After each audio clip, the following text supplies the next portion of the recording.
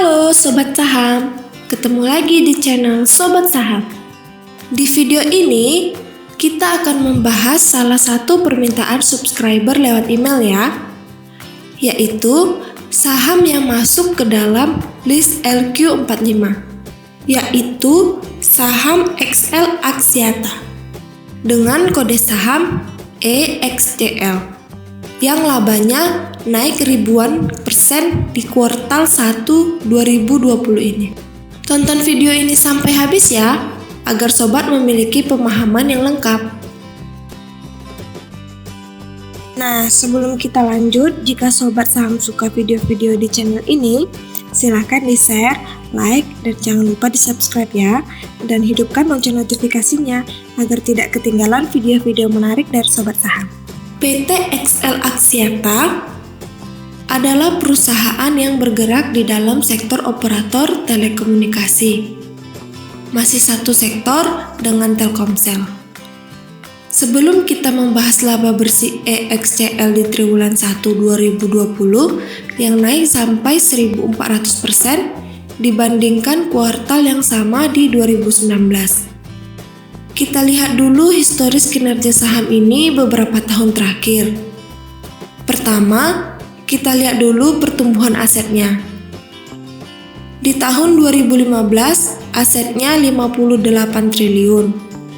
Turun di 2016 menjadi 54 triliun, naik 2,6% di 2017 menjadi 56 triliun, dan menjadi 57 triliun di 2018 dan naik di 2019 menjadi 62 triliun yang kembali naik di kuartal 1 2020 sebanyak 14% menjadi 71 triliun dan ini kenaikan paling tinggi semenjak tahun 2015. Untuk hutang perusahaan, bisa dibilang hutang EXCL cukup tinggi. Pada 2015, hutang perusahaan sejumlah 44 triliun dengan DAR 3,2. Di tahun 2016 menjadi 33 triliun dengan DAR 1,6. Di tahun 2017, hutang perusahaan menjadi 34 triliun dengan DAR 1,6. Di 2018, hutangnya kembali naik menjadi 39 triliun dengan DAR 2,1. Di tahun 2019, hutangnya naik lagi menjadi 43 triliun dengan DAR 2,3. Dan di kuartal 1 2020 ini, hutangnya menjadi 50 triliun dengan DAR 2,5. Bisa dibilang hutang EXCL selalu naik, dengan DAR jauh di atas 1. Jika dilihat dari kaidah value investing, DAR EXCL kurang sehat. Untuk ekuitasnya, ini juga tidak stabil dalam mengalami peningkatan. Pada tahun 2015, ekuitasnya 14 triliun, naik 50% di 2016 menjadi 21 triliun. Di 2017 tetap di 21 triliun dan turun 15% di tahun 2018 menjadi 18 triliun. Kita lihat penurunan ini diakibatkan oleh kerugian bersih yang dialami perusahaan di tahun 2018. Dan di 2019 ekuitasnya bisa tumbuh 4,2% menjadi 19 triliun. Dan di kuartal 1 2020 ini kembali bertumbuh 8% menjadi 20 triliun. Untuk ROE perusahaan pada 2015 tentunya minus, karena laba bersihnya yang minus. Untuk 2016, ROE-nya sangat kecil, di angka 1,8%. Di 2017, 1,7%. Di tahun 2018, ROE-nya kembali minus karena kerugian yang dialami perusahaan.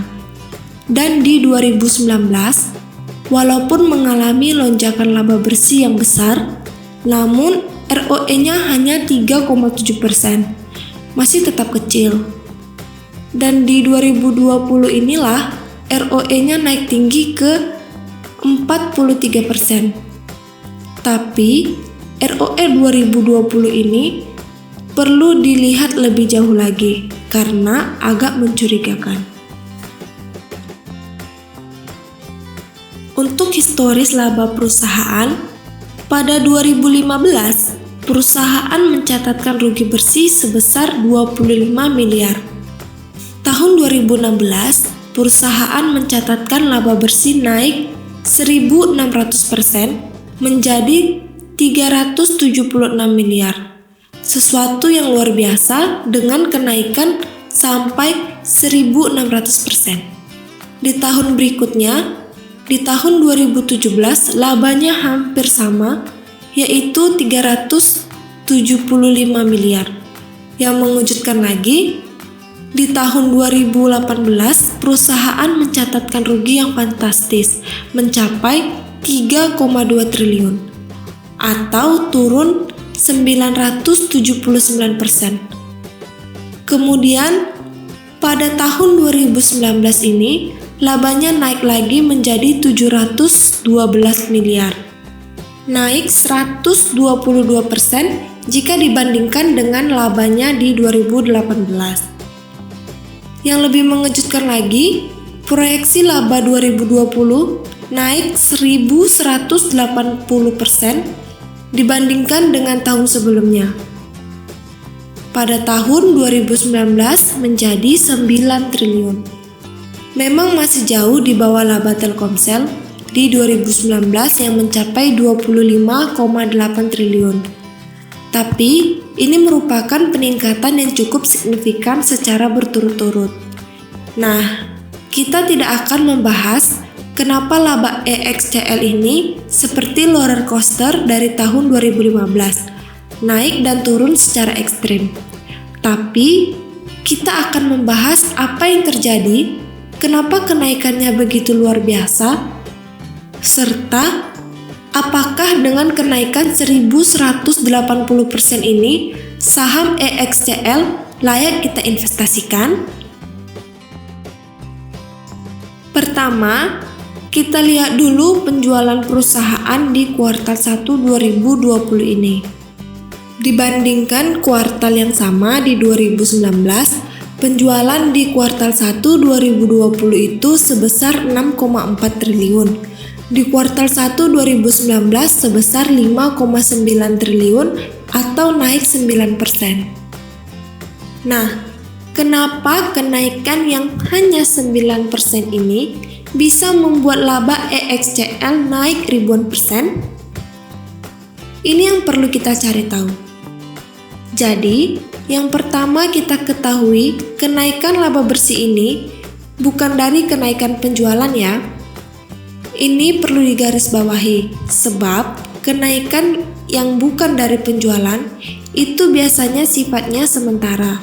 Jadi, kemungkinan ke depan laba bersih EXCL kembali turun ke angka sebenarnya.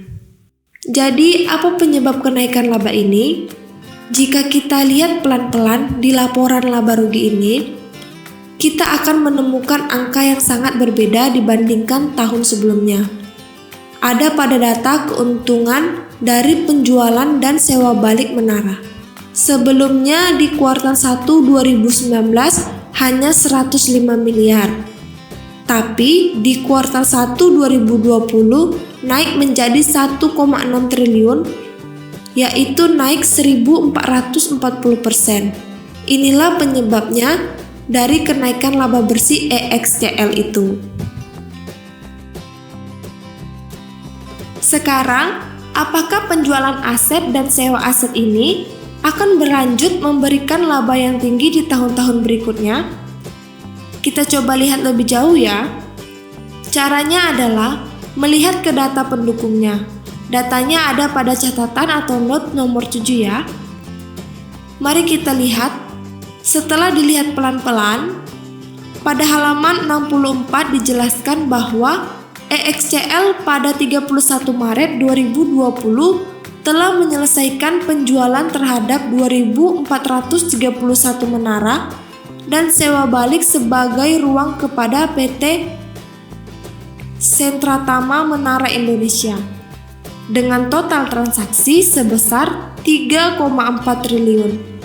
Dan setelah saya baca pelan-pelan, 1,6 triliun sudah dibayarkan di kuartal 1 2020 ini.